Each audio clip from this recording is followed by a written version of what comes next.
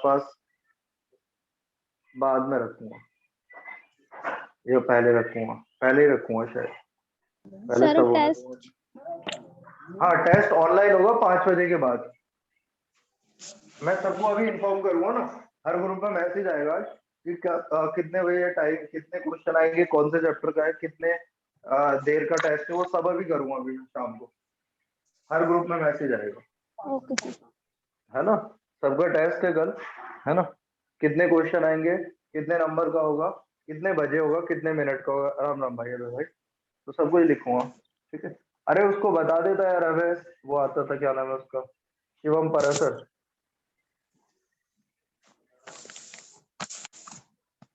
चलो भाई, आपको बता दिया ना मैंने कि 2 क्लास ट्यूसडे और थर्सडे वाली ऑफलाइन होंगी, और बाकी सैटरडे में कंबाइंड ऑनलाइन लेना पड़ेगा ना, और बाकी एक ऑनलाइन बैच चलता ही रहेगा। चलिए भाई, टॉपिक का नाम है हमारे पास बोहर पॉस्टुलेट, हमने करा था, बोहर पॉस्टुलेट का डेरिवेशन करा तो देखना जरा, by using Bohr model of atom derive an expression for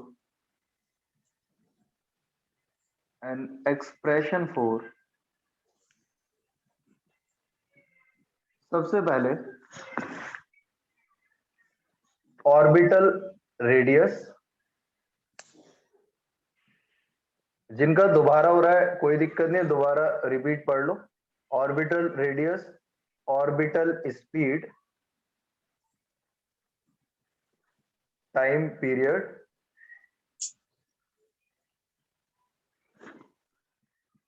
energy and wave length,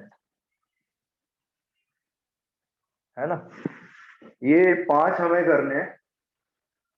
तो स्टार्टिंग करते हैं। सबसे पहले ये मेरे पास एक ऑर्बिट है और ये न्यूक्लियस है।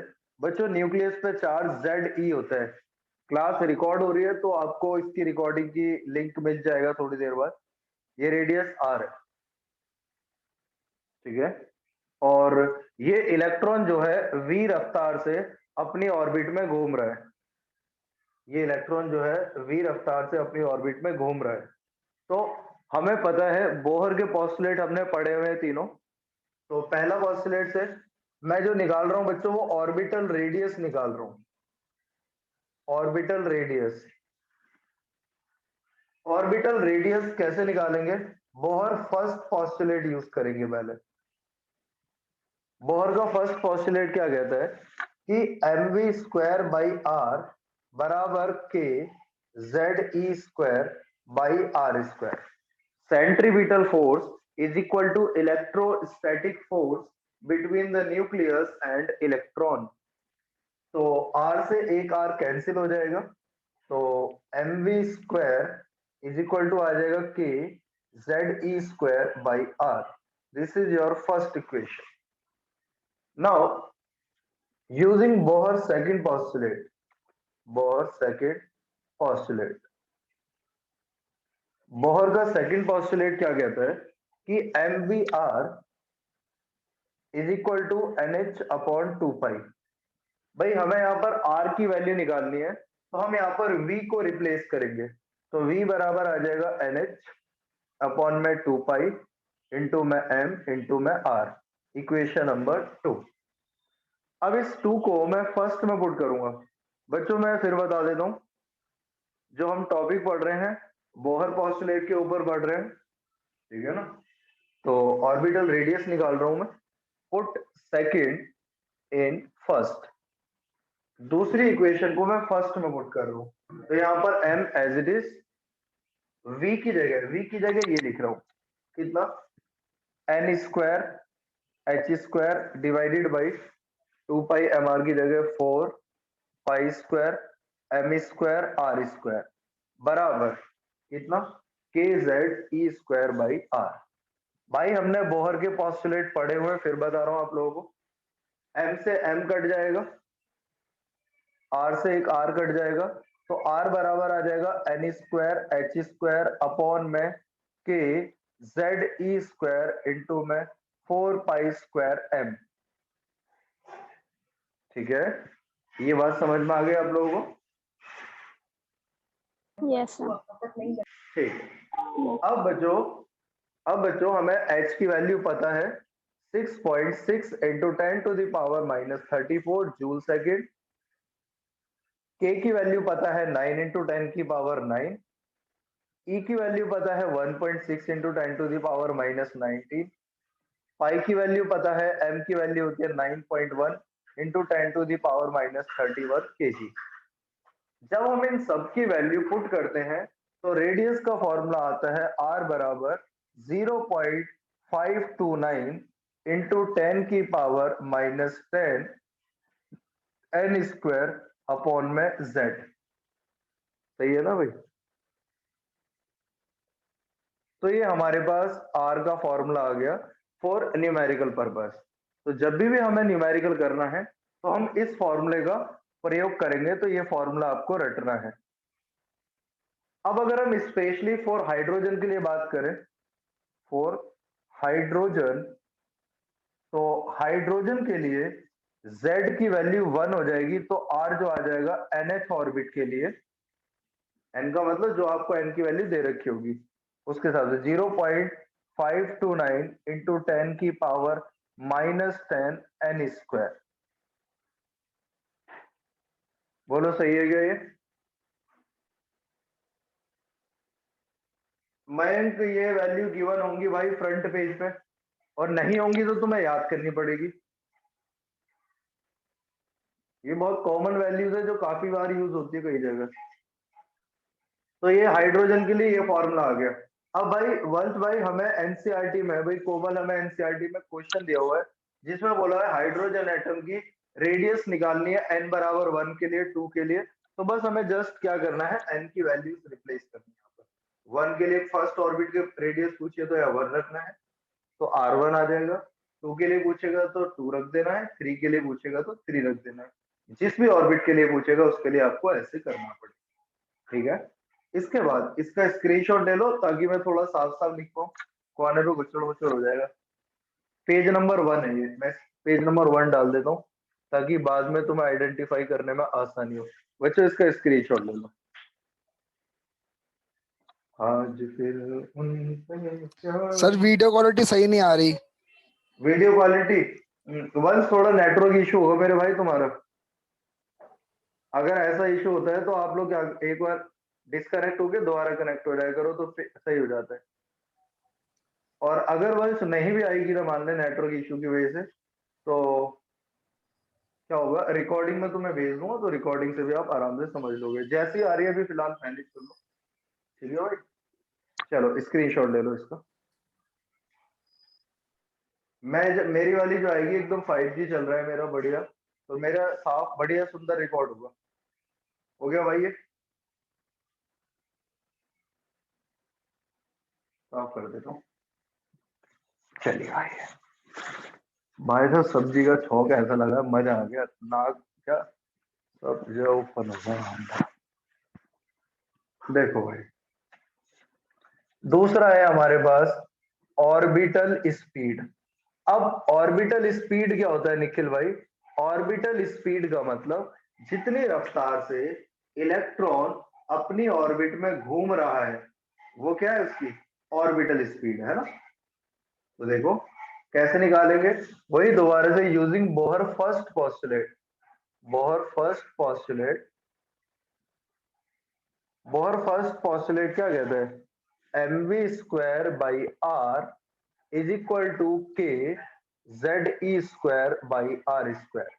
आर से आर कैंसिल हो गया। अरे वो कहाँ है, आयुष कहाँ है, जिम है निखिल। अब सर यूजिंग आज वो बोहर आया सेकंड, नहीं। वही तो कह रहा हूँ यार, सर वो उसका सर आज बर्थडे है वो तो वो बर्थडे सर मना वो रहा है। बर्थडे सेलिब्रेट कर रहा है, अपना बर्थडे। अच्छा अपना, अल्लाह यार ये ऑफलाइन होती तो क्लास हम भी कर लेते भाई। यूजिंग बोहर सेकंड पोस्टुलेट क्या कहता है, M V R is equal to N H upon 2 pi. ठीक है, अब हमें क्योंकि v की वैल्यू निकालनी है तो हम r को रिप्लेस करेंगे। r बराबर हो गया n H upon 2 pi into में m v, equation number second.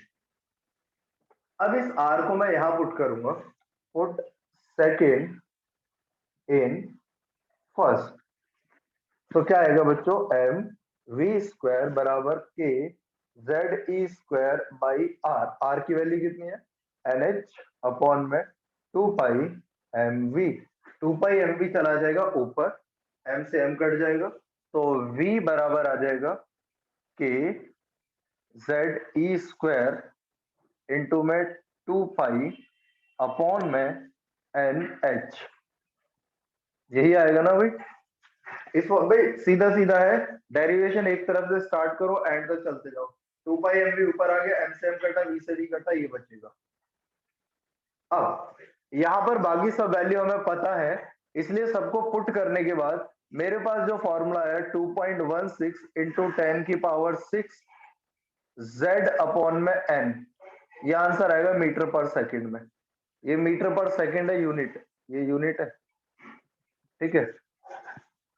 अगर हम स्पेशली हाइड्रोजन की बात करें, फॉर हाइड्रोजन, हाइड्रोजन के लिए Z1 हो जाएगा, तो V जो आ जाएगा मेरे पास वो आ जाएगा 2.16 इंटू 10 की पावर 6 अपॉन में n, यूनिट होगी मीटर पर सेकेंड। बात समझ गए क्या? Yes, sir.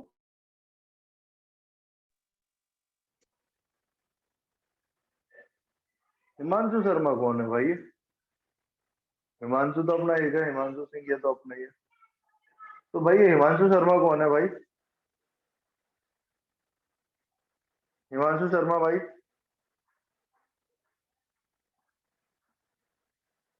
अच्छा नहीं बोलेगा, गया क्या? हिमांशु शर्मा एक बार बता दे भाई कौन सा है। जी हाँ, हिमांशु शर्मा बन के आई थी, तो हो गया ठीक। चलो भाई फोन खिसक रहा है।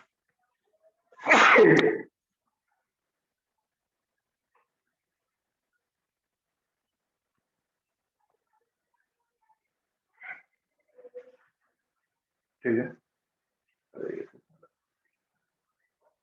प्रिंसिपल क्वांटम नंबर होता है भाई साहब। अगर तुम्हें ये नहीं पता तो तुम सोच लो तुम केमिस्ट्री में कुछ नहीं कर सकते, कुछ नहीं पढ़ा तुमने। केमिस्ट्री में प्रिंसिपल क्वांटम नंबर भाई साहब पढ़ाया जाता है, पूरा ऑर्बिट वगैरह पढ़ाया जाता है। प्रिंसिपल क्वांटम नंबर ऑर्बिट को बताता है, प्रिंसिपल क्वांटम नंबर जो होता है ऑर्बिट को बताता है। चलो फोन गिर गया था मेरा। चलो v इज इक्वल टू इतना आ गया, प्रिंसिपल क्वांटम नंबर ऑर्बिट को बताता है बच्चों, है ना। तीसरी बात, तीसरा है टाइम पीरियड। टाइम पीरियड को कैपिटल टी से रिप्रेजेंट कर रहे हैं। टाइम पीरियड का फॉर्मूला होता है 2 पाई आर सर्कमफेरेंस अपॉन में v।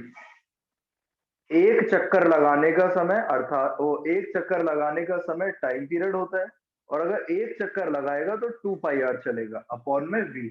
बच्चों 2 पाई को एज इट इज रहने दो, आर की जगह कितना हो जाएगा, ये वाली वैल्यू रख दो जो अभी हमने पुट करी थी, कितनी, 0.529 इंटू 10 की पावर -10 जेड अपॉन में एन स्क्वायर, है ना।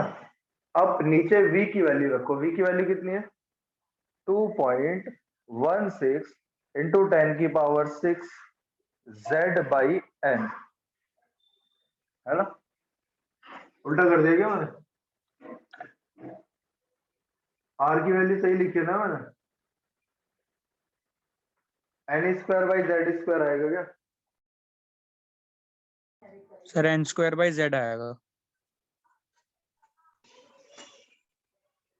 अरे जल्दी बोलो, एन स्क्वायर बाई जेड है ना। Yes sir.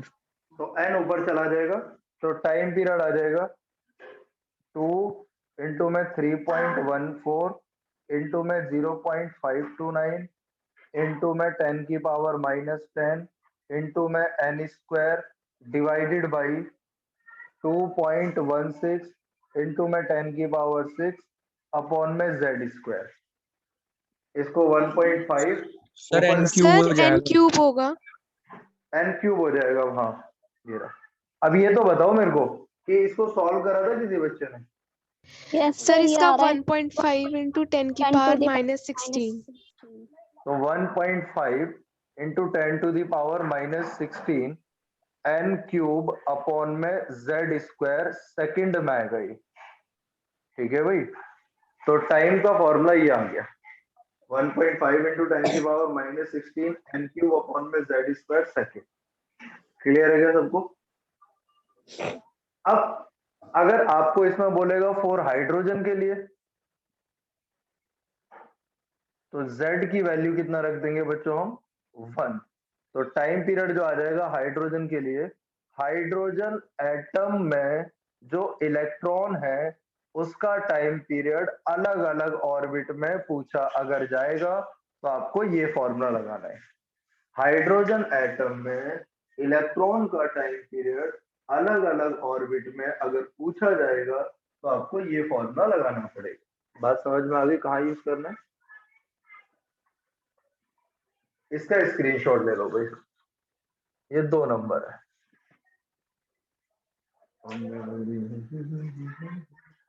तुझे मालूम नहीं। हो गया भाई?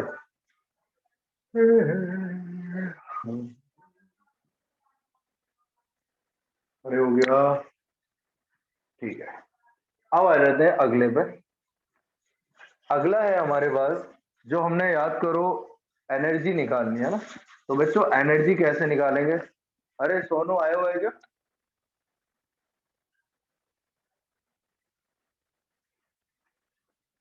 नहीं आया। अरे ये तो गलत बात है यार। Energy of electron, energy of electron.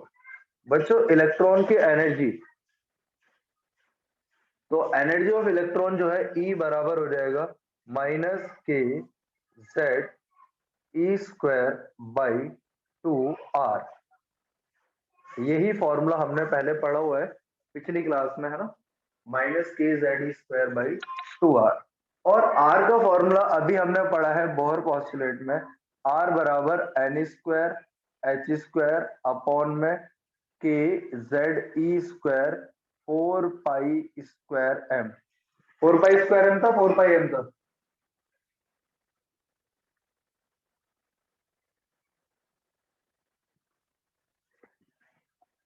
यही था क्या?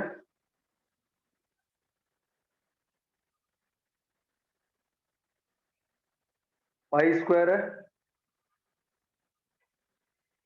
Yes sir.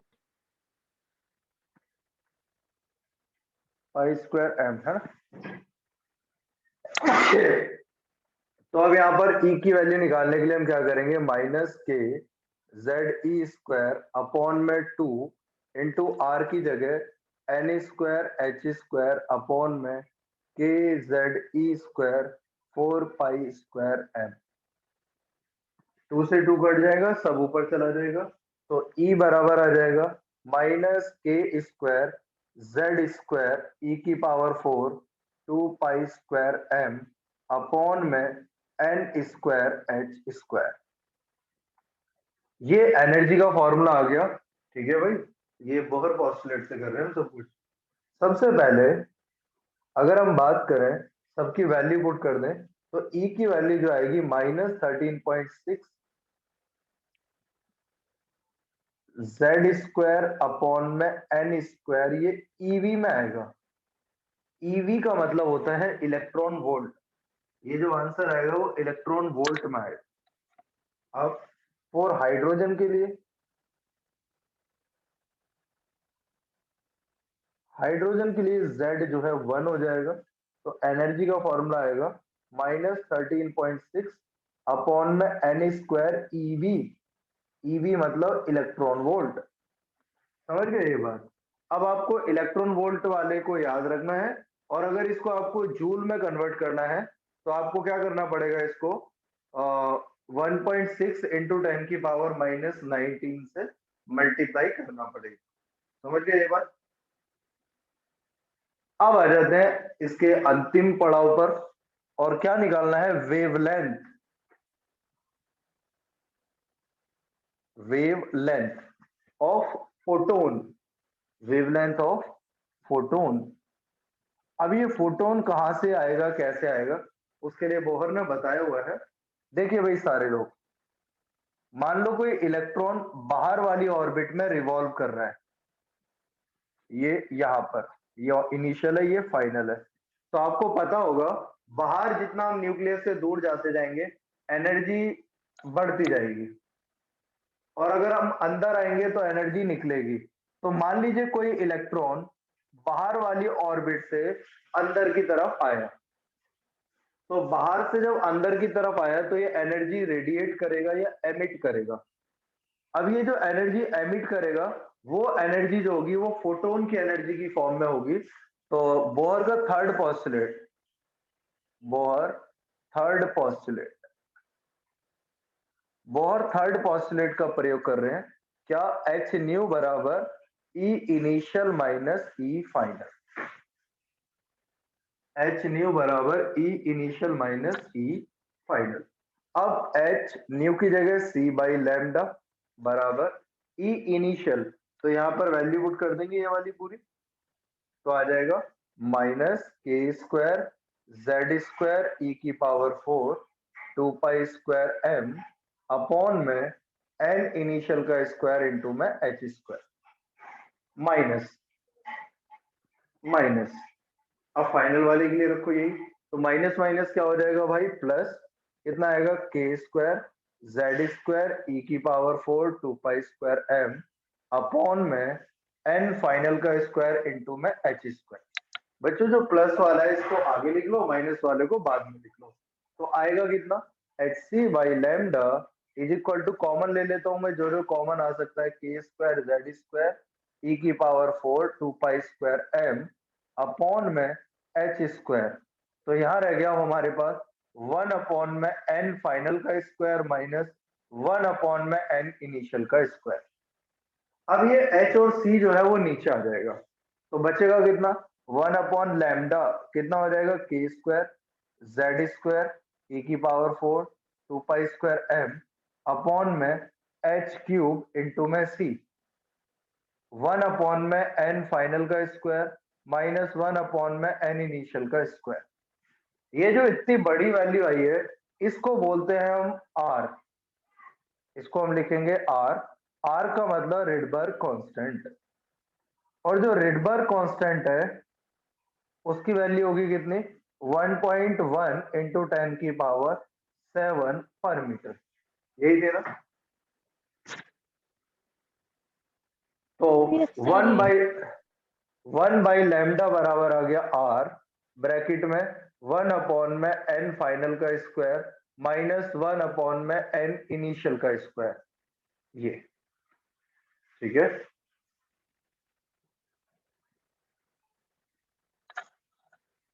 सही है क्या? Negative sign attraction, negative sign दिखाता है अट्रैक्शन इलेक्ट्रॉन और न्यूक्लियस का। जब भी कहीं एनर्जी नेगेटिव है तो अट्रैक्शन समझना, समझना का मतलब होता है अट्रैक्शन। हो गया भाई, अब इसका स्क्रीनशॉट ले लीजिए भाई साहब।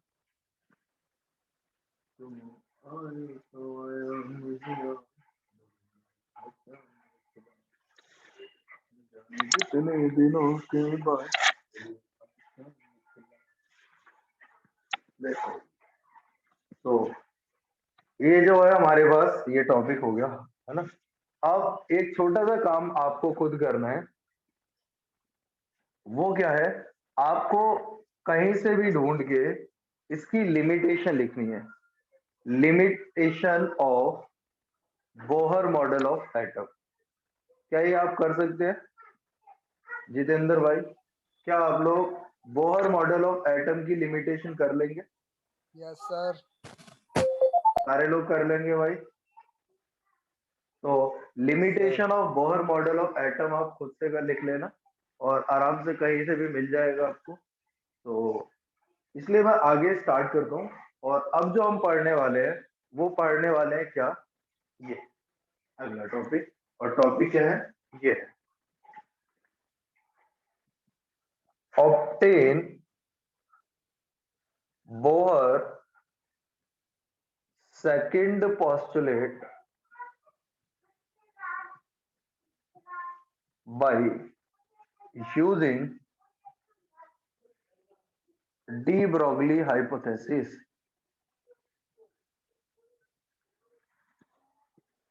हाइपोथेसिस। तो जो डी ब्रोगली साहब थे, डी ब्रोगली साहब ने एक हाइपोथेसिस दी क्या कि अगर कोई इलेक्ट्रॉन अपनी ऑर्बिट में रिवॉल्व कर रहा है, अगर कोई इलेक्ट्रॉन अपनी ऑर्बिट में रिवॉल्व कर रहा है और वो इलेक्ट्रोमैग्नेटिक वेव रेडिएट कर रहा है, अगर कोई इलेक्ट्रॉन अपनी ऑर्बिट में रिवॉल्व कर रहा है और क्लासिकल फिजिक्स के हिसाब से वो इलेक्ट्रोमैग्नेटिक वेव रेडिएट करेगा, ठीक है। तो वो जो इलेक्ट्रोमैग्नेटिक वेव जब रेडिएट करेगा तो ऐसा तभी पॉसिबल है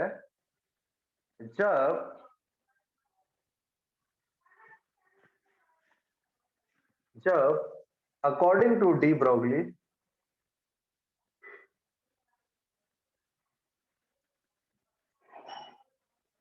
if electromagnetic electromagnetic wave associated by moving electron, अगर if electromagnetic wave associated by moving electron, then 2 pi r should be equal to n lambda. 2 pi r जो है वो n lambda के बराबर होगा, तभी ऐसा पॉसिबल है। अगर मूविंग इलेक्ट्रॉन जो ऑर्बिट में दौड़ रहा है उससे इलेक्ट्रोमैग्नेटिक रेडिएशन निकल रही है, तो वो तभी पॉसिबल है जब वो 2 पाई आर बराबर n लैम्डा हो। या फिर ऐसा बोल लो कि जब इलेक्ट्रॉन ऑर्बिट में रिवॉल्व करता है तो उससे जो रेडिएशन निकलती है उसकी जो लेंथ है 2 पाई आर, ऑर्बिट की जो लेंथ है वो n लैम्डा के बराबर होगी। अब now using de Broglie equation, कौन सी? ड्यूअल नेचर वाली। लैम्डा इज इक्वल टू कितना? h अपॉन में p। ये इक्वेशन नंबर सेकंड है और ये इक्वेशन नंबर फर्स्ट है। आपको क्या करना है? Put second in first. तो 2 pi r is equal to n और लैम्डा की जगह हो गया h अपॉन p और p की जगह हम लिख देंगे m इंटू v। तो 2 pi r is equal to NH upon में p की जगह mv। ये mvr इधर हो जाएगा, ये 2 पाई नीचे आ जाएगा। mvr is equal to NH upon में 2 pi. mvr is equal to NH upon 2 pi. ये आपका बोहर का सेकंड पोस्टुलेट है। समझ गए क्या भाई? अगर कम समझ में आया तो पूछ लेना, अगर समझ में आ गया तो यस और नो में बता दे।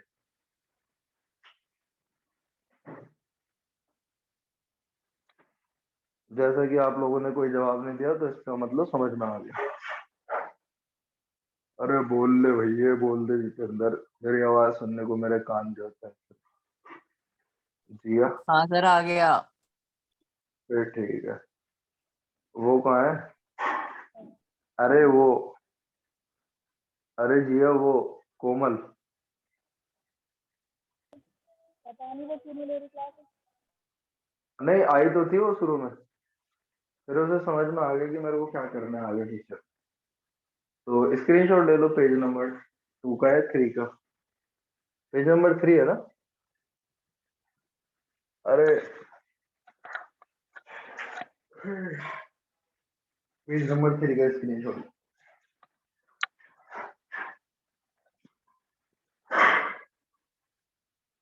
हो गया।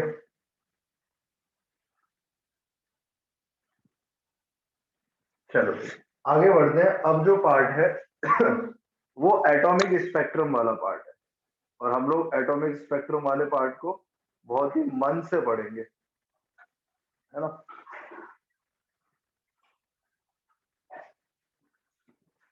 देखो भाई क्या है एटॉमिक स्पेक्ट्रम में,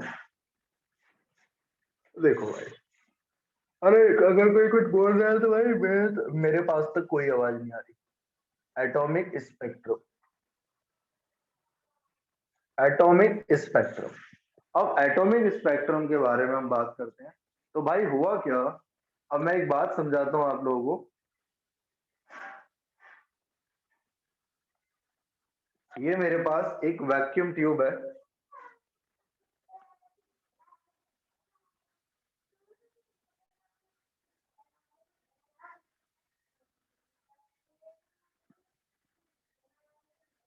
वैक्यूम ट्यूब है। आपने पढ़ा होगा केमिस्ट्री में, तो वहां पर क्या करते थे, इसमें लो प्रेशर कर लेते थे, बिल्कुल एयर को रिमूव कर देते थे, है ना, वो सारी कहानी। इसमें अब हाइड्रोजन गैस भर दी हमने, हाइड्रोजन गैस। अब जब हाइड्रोजन गैस भरी हमने, तो हुआ क्या भाई, हमारा जो हाइड्रोजन है, उस हाइड्रोजन के इलेक्ट्रॉन को एनर्जी मिली, जो इलेक्ट्रॉन अंदर था। अब उस इलेक्ट्रॉन को जब एनर्जी मिली, तो वो इलेक्ट्रॉन ने अपना क्या करा लिया, एक्साइटेशन। इलेक्ट्रॉन ने अपना क्या करा लिया, एक्साइटेशन। कहीं भी जा सकते हैं, तो वो इलेक्ट्रॉन ने अपना एक्साइटेशन करा दिया।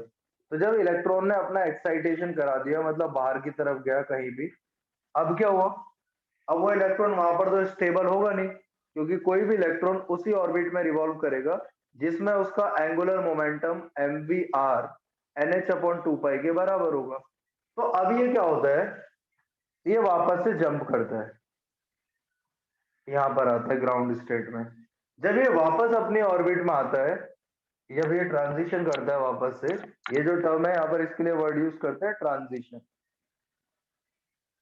Transition of electron. तो जब इलेक्ट्रॉन का ट्रांजिशन होता है बाहर से वापस अपने अंदर ऑर्बिट की तरफ, तब वो क्या करता है, एनर्जी रेडिएट करता है। और वो जो एनर्जी रेडिएट करता है, वो रेडिएशन को हमने प्रिज्म से पास कराया, और उसको प्रिज्म से पास कराने के बाद इसको एक फोटोग्राफिक प्लेट पे हमने उतार लिया। तो हमने ये पाया कि जबकि हमने सबसे सिंपलेस्ट गैस का यूज किया है, जिसमें ओनली सिंगल इलेक्ट्रॉन है, तब भी हमें जो यहाँ पर हाइड्रोजन का स्पेक्ट्रम मिला, जब जो हमें एटॉमिक स्पेक्ट्रम मिला, वो काफी कॉम्प्लिकेटेड था, बहुत सारी लाइंस, ग्रुप ऑफ लाइंस। तो ये जो हमारे पास लाइन है, these are called spectral lines. And एक बात और याद रखें, इनका जो ग्रुप है, group of spectral lines, group of spectral lines, इसको बोलते हैं spectral series. Group of spectral lines is called spectral series. आ गई बात समझ में?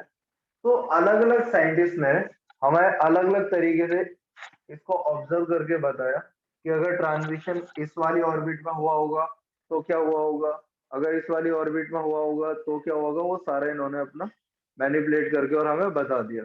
तो इसका स्क्रीनशॉट ले लो एक बार, इसका स्क्रीनशॉट लो, अब मैं समझाता हूँ। तो हाइड्रोजन इस जो हमें पढ़ना है एटॉमिक स्पेक्ट्रम। एटॉमिक स्पेक्ट्रम का मतलब किसी गैस को वैक्यूम ट्यूब में भरने के बाद उस पर हाई वोल्टेज अप्लाई करी हमने, उस वोल्टेज को अप्लाई करने पर गैस का पहले एक्साइटेशन हुआ और फिर दोबारा से वो डी एक्साइटेशन हुआ।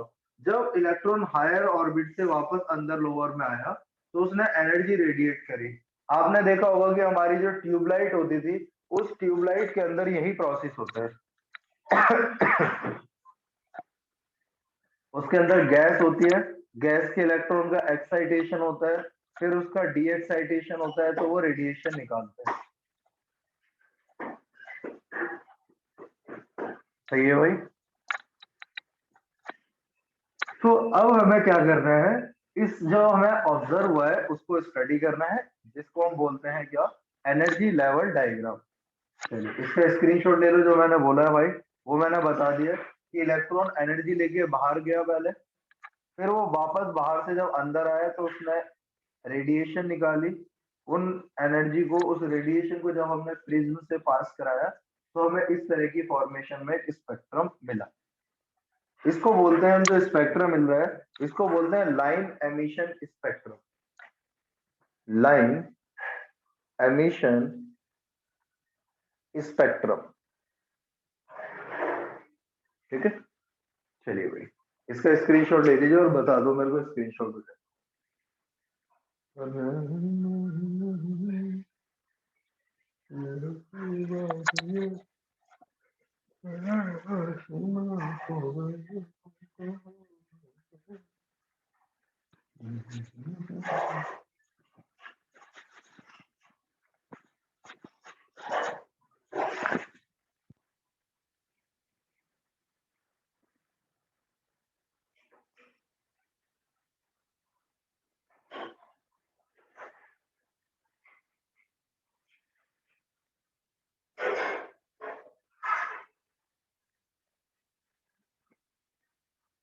चलो भाई, तो अगला ही बहुत ही इंपॉर्टेंट टॉपिक है which is known as energy level diagram.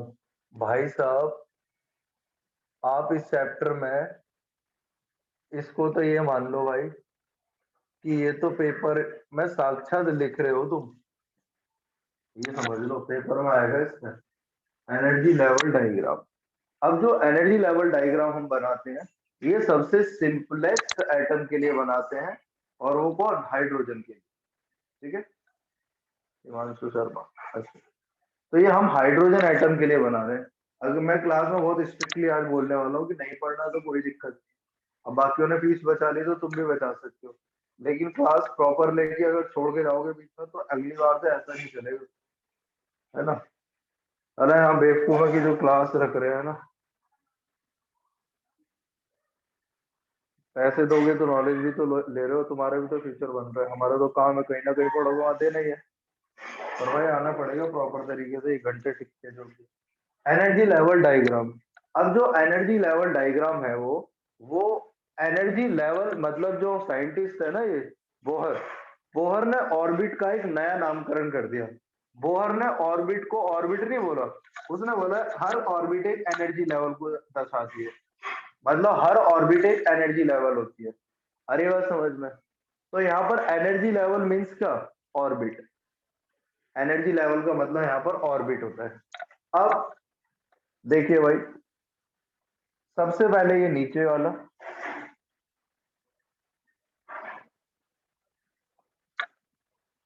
ये हंसी वादियां, ये खुला आसमां, हो गए हम कहाँ।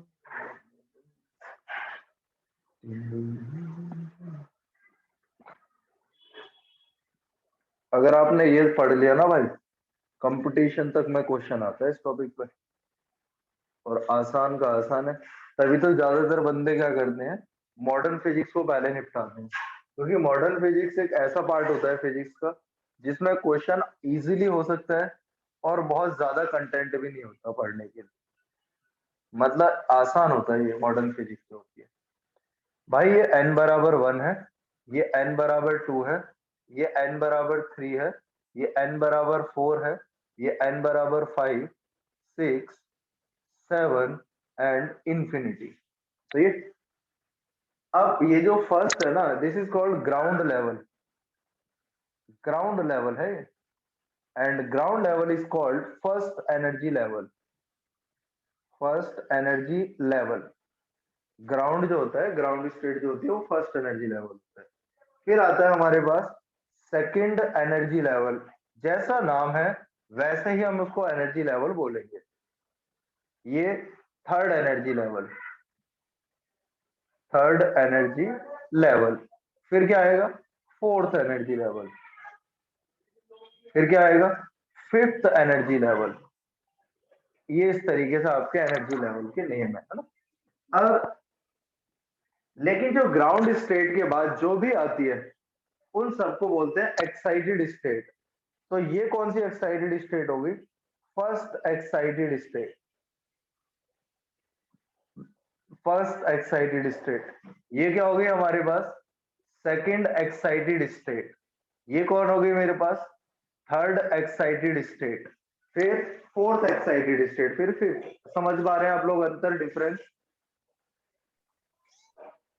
पहले अगर n बराबर 1 है, first energy level, second energy level, third energy level, fourth energy level and so on. Ground state, first excited state, second excited state, third excited state, fourth excited state. अब हमें ये भी पता है कि जो एनर्जी का फॉर्मूला होता है nth ऑर्बिट में हाइड्रोजन के लिए -13.6 n² eV में होता है वो फॉर्मूला। अगर हम यहाँ पर n की वैल्यू पुट करते रहें तो एनर्जी की वैल्यू हाइड्रोजन एटम के लिए निकाली जा सकती है, जो कि पहली वाले के लिए आती है -13.6 eV, फिर आती है -3.4 eV, फिर आती है -1.5 eV, फिर आती है -0.85 eV, फिर आती है 0.54 eV, है ना भाई? फिर 0.34 समथिंग कुछ आता है, फिर इंफिनिटी आता है एंड में, है ना? अब अगर इलेक्ट्रॉन पहले तो ग्राउंड स्टेट में था, ग्राउंड स्टेट में कहीं भी जा सकता है, वो डिपेंड करेगा कितनी एनर्जी हमने उसको दी है। अब इलेक्ट्रॉन ग्राउंड स्टेट से जब इसमें किसी में भी जाएगा, उसके बाद जब वापस से नीचे आएगा तो वो एनर्जी रेडिएट करेगा, है ना?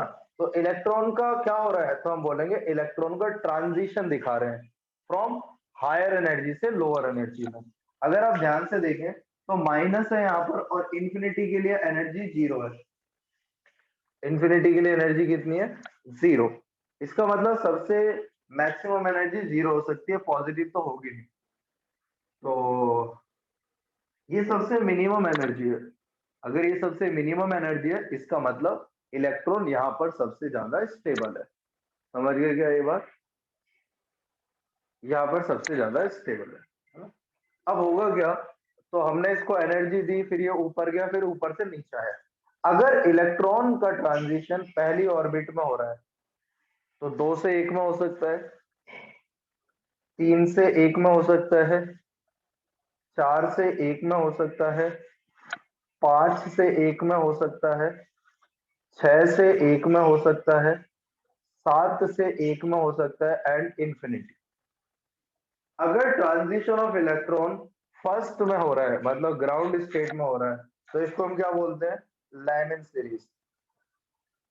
एंड लाइमन सीरीज में जो रेंज आती है वो यूवी में लाई करती है, मतलब जो रेंज आएगी यहां से लेकर यहां तक के लिए पूरा मैक्सिमम इंफिनिटी तक के लिए, तो जो रेंज आएगी वो अल्ट्रावायलेट रीजन में लाई करेगी, है ना? ऐसा आईआईटी मेंस के अंदर भी क्वेश्चन आया था कि Balmer series lie in which region of the electromagnetic wave.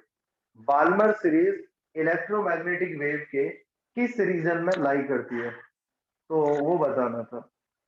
चलो इसके बाद आते हैं हम, अगर ट्रांजिशन ऑफ इलेक्ट्रॉन दूसरे में हो रहा है तो कहां से आ सकता है? तीसरे से 2 में आ सकता है, 4 से 2 में आ सकता है, 5 से 2 में आ सकता है, 6 से 2 में आ सकता है, यहां से 2 में आ सकता है और इंफिनिटी से लास्ट। तो जो हमें यह सीरीज मिली इसको बोलते हैं हम बाल्मर सीरीज। सर जो इसका आंसर विजिबल होगा ना, इसका जो आपने अभी थोड़ी देर पहले क्वेश्चन पूछा था, मतलब विजिबल रीजन में आता है बाल्मर हाँ सीरीज। हाँ हाँ, बाल्मर तो हाँ वही तो मैं कहूँ, वो लिखना होगा विजिबल रीजन। तो Balmer series lie in visible part of electromagnetic wave. ठीक है, बाल्मर सीरीज जो है, ठीक है। इसके बाद ये बाल्मर हो गई, फिर आती है हमारे पास अगर ट्रांजिशन थर्ड में हो रहा है तो 4 से 3 में आ सकती है, 5 से 3 में आ सकता है, 6 से 3 में आ सकता है, 7 से 3 में आ सकता है और लास्ट वाला इंफिनिटी से 3 में होगा। तो जो ये सीरीज है इसको बोलते हैं हम पास्चन सीरीज। और बच्चों जो पास्चन सीरीज है वो इलेक्ट्रोमैग्नेटिक वेव के इंफ्रारेड रीजन में लाई करती है। ठीक है, फिर इसके बाद आते हैं हम, अगर ट्रांजिशन हो रहा है 4 में तो 5 से 4 में होगा, 6 से 4 में होगा, 7 से 4 में होगा एंड लास्ट जो पॉसिबिलिटी है वो इंफिनिटी से 4 में होगा। तो जो सीरीज आएगी इसको क्या बोलेंगे? Bracket, Brackett series, and Brackett series also lie in infrared reason, ये भी इंफ्रारेड रीजन में ही लाई करती है। अच्छा, फिर लास्ट कौन सी बची? अगर ट्रांजिशन 5 वे पे हो रहा है तो 6 से 5 में आ सकता है, 7 से 5 में आ सकता है, और इन्फिनिटी से 5 में आ सकता है। तो जो हमें मिलेगी इसको बोलेंगे पी फंड सीरीज। और बच्चे जो पी फंड सीरीज है वो भी इंफ्रारेड रीजन में ही लाई करती है। तो ये जो पूरी सीरीज है इसका डायग्राम आपको एज इट इज लर्न होना चाहिए। काउंटिंग हमेशा यहाँ से करनी है। जैसे लाइमन के लिए काउंटिंग करनी है तो पहली, दूसरा ट्रांजिशन, तीसरा ट्रांजिशन, चौथा ट्रांजिशन, पांचवा, छठा, एंड लास्ट होगा हमारा इंफिनिटी से। ये बात समझ में आ गई आप लोगों को? ये यस डायग्राम सर। आपको एज इट इज लर्न करना ही पड़ेगा। और इस पे जो क्वेश्चन पूछे जाते हैं, मैं एक बता दूं आपको, शॉर्टेस्ट एंड लॉन्गेस्ट वेवलेंथ के रेशियो के लिए नीट के अंदर बाल्मर सीरीज की शॉर्टेस्ट एंड लॉन्गेस्ट वेवलेंथ का रेशियो एक बार पूछा गया है, तो स्क्रीनशॉट ले लो, बता दो।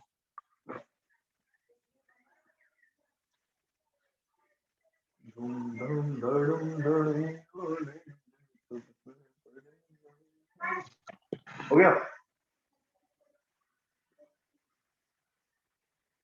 हो गया? Yes sir.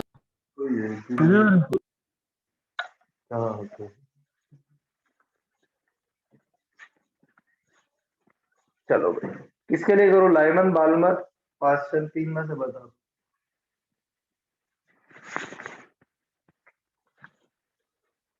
तो किसी ने कुछ नहीं बोला तो लाइमन के लिए कर देते हैं, लाइमन सीरीज के लिए। ऐसा ही आपको बाल्मर के लिए, ऐसा ही पास्टन के लिए और ब्रैकेट पी फंड के लिए करने को आ सकता है। तो क्या पूछा जाएगा सबसे पहले? शॉर्टेस्ट वेवलेंथ, शॉर्टेस्ट वेवलेंथ वाली ट्रांजिशन। अब शॉर्टेस्ट वेवलेंथ वाली ट्रांजिशन दिखानी है तो हमें ये याद रखना है कि E बराबर एच सी बाई लैम्डा। अगर वेवलेंथ सबसे मिनिमम चाहिए तो एनर्जी सबसे ज्यादा, तो एनर्जी सबसे ज्यादा तो लाइन देखो सबसे लंबी। तो अगर लाइमन सीरीज की बात करें तो सबसे लंबी लाइन होगी जब इलेक्ट्रॉन का ट्रांजिशन इन्फिनिटी से 1 में होगा। बोलो सही है कि गलत है? सबसे लंबा तो वही सही हो है। सकता है। Then 1 upon lambda is equal to R, 1 upon में एन फाइनल का स्क्वायर माइनस 1 अपॉन में एन इनिशियल का स्क्वायर। ये फॉर्मूला हमें यूज करना है। तो 1 अपॉन में लैम्डा मिनिमम बराबर आ गया आर, ब्रैकेट में 1 अपॉन में एन फाइनल मतलब 1 का स्क्वायर माइनस 1 अपॉन इंफिनिटी का स्क्वायर। तो जो लैम्डा मिनिमम आ गया हमारे पास वो आ गया 1 अपॉन में आर। जो लाइमन सीरीज के लिए मिनिमम वेवलेंथ इस तरीके से निकालनी है। बाल्मर के लिए एन इनिशियल इंफिनिटी हो जाएगा, एन फाइनल 2 हो जाएगा। पास्टन के लिए एन इनिशियल इंफिनिटी हो जाएगा, एन फाइनल 3 हो जाएगा। ब्रैकेट के लिए एन इनिशियल इंफिनिटी हो जाएगा, एन फाइनल 4 हो जाएगा। पी फंड के लिए एन इनिशियल इंफिनिटी हो जाएगा, एन फाइनल 5 हो जाएगा। ये खुद करना है। बी, अब आते हैं लॉन्गेस्ट वेवलेंथ पे। अब लॉन्गेस्ट वेवलेंथ तब होगी जब एनर्जी सबसे कम होगी। तो एनर्जी सबसे कम कब होगी? जब सबसे पास वाला ट्रांजिशन होगा। सबसे पास वाला ट्रांजिशन लाइमन में कहां से होता है? तो आंसर है सेकंड एन से इनिशियल फर्स्ट। एन 1 में, है ना? यही चीज अगर बाल्मर में होती तो यहाँ 3 से 2 आ जाता। यही चीज अगर पास्टन में होती तो यहाँ 4 से 3 आ जाता। यही चीज अगर ब्रैकेट में होती तो ये 5 से 4 आ जाता। यही चीज अगर पी फंड में होती तो 6 से 5 हो जाता। ठीक है, ये आपको खुद करना पड़ेगा। तो 1 अपॉन में लैम्डा मैक्स बराबर हो जाएगा आर, ब्रैकेट में 1 अपॉन में एन फाइनल की जगह 1 का स्क्वायर माइनस एन इनिशियल की जगह 2 का स्क्वायर 4।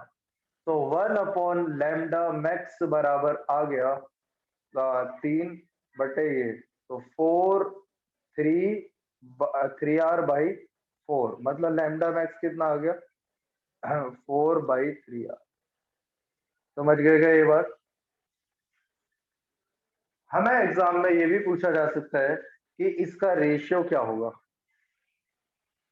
रेशियो, तो lambda max to lambda minimum for Lyman series 4/3r divided by 1/r, मतलब 4/3। ठीक है। हमें इस क्वेश्चन में ये भी पूछा जा सकता है, फॉर एग्जाम्पल मैं एक के लिए करके दिखा रहा हूँ, आप किसी के लिए भी कर सकते हैं, बस आपको एनर्जी लेवल डायग्राम याद हो। Limit of transition, D limit of Lyman series, अगर ये वर्ड यूज कर ले, लिमिट ऑफ लाइमन सीरीज, तो लिमिट वर्ड जब भी आ जाए तो आपको याद रखना है कि ट्रांजिशन इंफिनिटी वाला लेना है, और फाइनल लाइमन के लिए कर रहे हैं तो 1 होगा। अगर लिमिट ऑफ बाल्मर बोलेगा तो यहाँ पर एन इनिशियल इंफिनिटी हो जाएगा, फाइनल 2 हो जाएगा। लिमिट ऑफ पार्शियल बोलेगा तो एन इनिशियल इंफिनिटी हो जाएगा, फाइनल 3 हो जाएगा। ब्रैकेट बोलेगा तो एन इनिशियल इंफिनिटी हो जाएगा, फाइनल 4 हो जाएगा।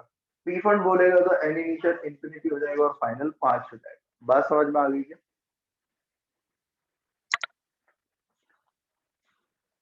ठीक है। इसके बाद एक और, मान लीजिए हमसे ऐसे ना बोले, मतलब मिनिमम मैक्सिमम ना बोलते, ऐसे बोलते calculate wavelength of photon emitted due to transition of third line of Balmer से लाइमन सीरीज। लाइमन के लिए करके दिखा दे रहा हूं, एक ही पकड़ लिया मैंने। तो आपको बताना है लाइमन की थर्ड लाइन का जो ट्रांजिशन हो रहा है, थर्ड ट्रांजिशन हो रहा है, उसके लिए वेवलेंथ क्या होगी। लाइमन में थर्ड वाली लाइन कौन सी होगी? पहली लाइन 2 से 1 में, फिर 3 से 1 में, फिर 4 से 1 में। सही है गलत है? एन इनिशियल हो जाएगा 4, एन फाइनल हो जाएगा 1। लाइमन सीरीज में थर्ड लाइन का मतलब पहली लाइन 2 से 1, फिर 3 से 1, फिर 4 से 1। तो क्या लिखा जाएगा? 1/लैम्डा बराबर r ब्रैकेट में 1/1 का स्क्वायर माइनस 1/16, मतलब लैम्डा बराबर 16/15r। बोलो ये बात समझ में आ गई तुम लोगों को? Yes sir. ठीक है जी। अब इस तरीके के क्वेश्चन इस पर आते हैं, है ना। अब आगे बढ़ते हैं, इसका स्क्रीनशॉट ले लो।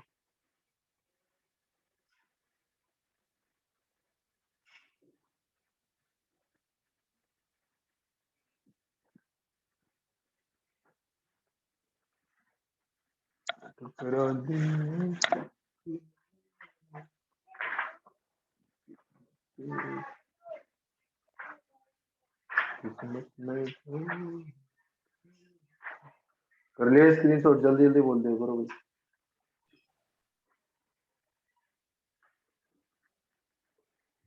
अरे बोल दो भैया, कौन सा यहाँ पे फांसी हो रही है? अगर बोल दो। एक क्वेश्चन देख रहा हूँ मैं, क्वेश्चन बताता हूँ आप लोगों को, वैसा क्वेश्चन कर लेना, मैं शॉर्ट ट्रिक बता दूंगा उसकी।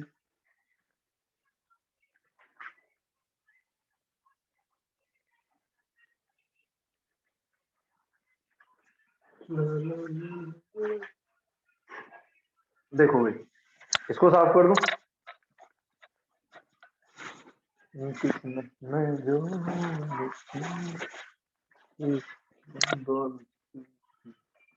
देखो भाई, क्वेश्चन बोल रहे हैं the energy level diagram of an element. अरे तुम लोग यार बोलते क्यों नहीं? गूंगे थोड़ी ना हो तुम लोग, बोल सकते हो तुम लोग यार। और 12वीं के हो तुम, वो नहीं हो तुम नर्सरी केजी वाले, वो भी चिल्लाते हैं पढ़ते समय।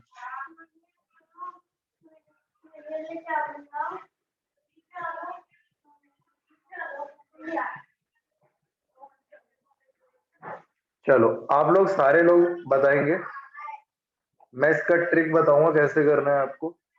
ठीक है, ये ए है, ये बी है, ये सी है, ये डी है। क्वेश्चन में बोल रहा है the energy level diagram of an element is given below identify by doing necessary calculation which transition corresponds to the emission of spectral line of wavelength 102.7 nanometre. इनमें से कौन सा ट्रांजिशन करेगा उस फोटोन, कौन सा ट्रांजिशन उस फोटोन को निकालेगा जिसकी वेवलेंथ है 102.7 नैनोमीटर। अब ऐसे क्वेश्चन में करना क्या है, बहुत सिंपल सी ट्रिक है। देखो ट्रिक यह है, आप लिखेंगे E बराबर H C by lambda, h की जगह 6.6 इंटू 10 की पावर -34 इंटू सी की जगह 3 इंटू 10 की power 8 divided by lambda into में 1.6 इंटू 10 की पावर -90। ये आंसर ईवी में आ गया, ये वैल्यू रट लो, ठीक है। अब वेवलेंथ किस में दे रखी है, नैनोमीटर में। ये तो लिखना पड़ेगा, h पता है, c पता है और डिवाइड बाय इतना। तो यहां से इसको सॉल्व करके आएगा 1240 अपॉन में लैम्डा। अब आप मेरे को सॉल्व करके बताओ, लैम्डा की वैल्यू 102.7 रख के 1240 अपॉन में 102.7 कितना आएगा, तुम बताओगे।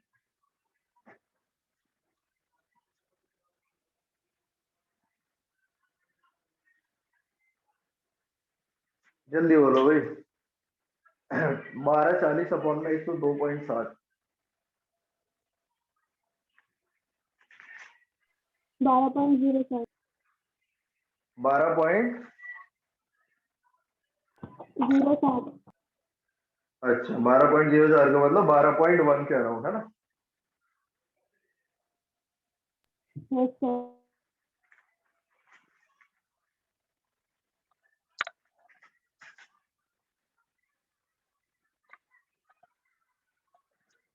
तो ये आ गया हमारे पास 12.07 EV, ठीक है, 12.07 EV, ठीक। तो अब इनमें चेक करो, क्या इस वाले को डिफरेंस करने पर क्या 12 आ सकता है?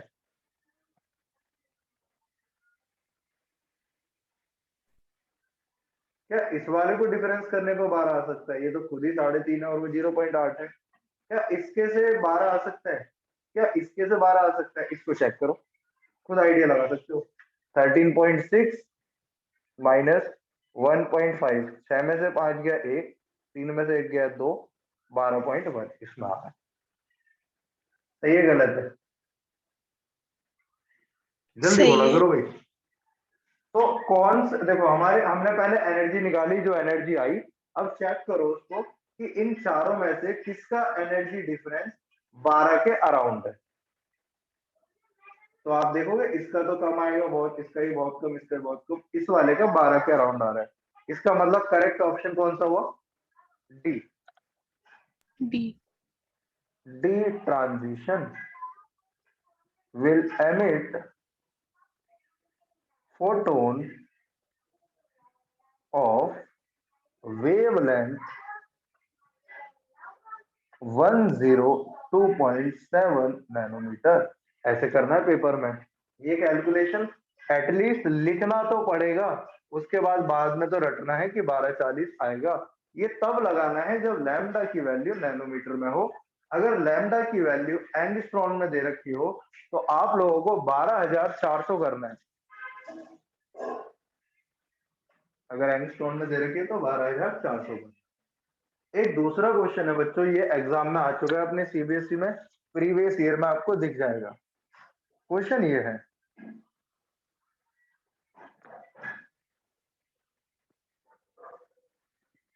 ठीक है, ये ट्रांजिशन की वजह से लैम्डा 1 वाली वेवलेंथ मिलती है, ठीक है। यहां से लैम्डा 2 और यहां से लैम्डा 3। आपको निकालना है relation between lambda 1, lambda 2 and lambda 3। अगर यहां से ट्रांजिशन होता है तो लैम्डा 1 वाला फोटोन मिलता है, यहां से यहां पर लैम्डा 2 वाला और यहां से यहां पर लैम्डा 3 वाला। बोलो सही है क्या? अब इस क्वेश्चन को करना बहुत आसान होता है। क्यों आसान होता है वो देखो जरा। अब मान लीजिए ये मेरे पास ए है, ये बी है और ये सी है। तो एनर्जी फॉर फर्स्ट ट्रांजिशन ए वाली वो बराबर होगी यहां से यहां तक की एनर्जी प्लस यहां से यहां तक की एनर्जी। तो energy of B plus energy of C. A के लिए एनर्जी कितनी हो जाएगी, एच सी फोटोन की अपॉन में वेवलेंथ लैम्डा 1 बराबर बी के लिए एनर्जी कितनी हो जाएगी, एच सी अपॉन में लैम्डा 2। सी के लिए एनर्जी कितनी हो जाएगी, एच सी अपॉन में लैम्डा 3। कट जाएगा सब कुछ तो बचेगा 1 अपॉन लैम्डा 1 बराबर 1 अपॉन लैम्डा 2 प्लस 1 अपॉन में लैम्डा 3। ये आपके पास वेवलेंथ का रिलेशन आ गया इस क्वेश्चन के लिए। समझ गए क्या? ये पूरा ट्रांजिशन ये 2 स्टेप में आया तो इन दोनों का सम उसके बराबर होगा। अरे ठीक है भाई, यस सर। ऐसे क्वेश्चन आपको ट्राई करने हैं। और ये चैप्टर मेरी तरफ से खत्म हो गया। अगली क्लास कल होगी और न्यूक्लियस स्टार्ट होगा। ठीक है बच्चों, और प्लीज अपनी फीस सबमिट करा देना विक्रम सर को, है ना, तो जिससे हमें आगे समस्या ना हो भाई। ठीक है जी, धन्यवाद बहुत बहुत सभी का। अगली क्लास में मिलते हैं।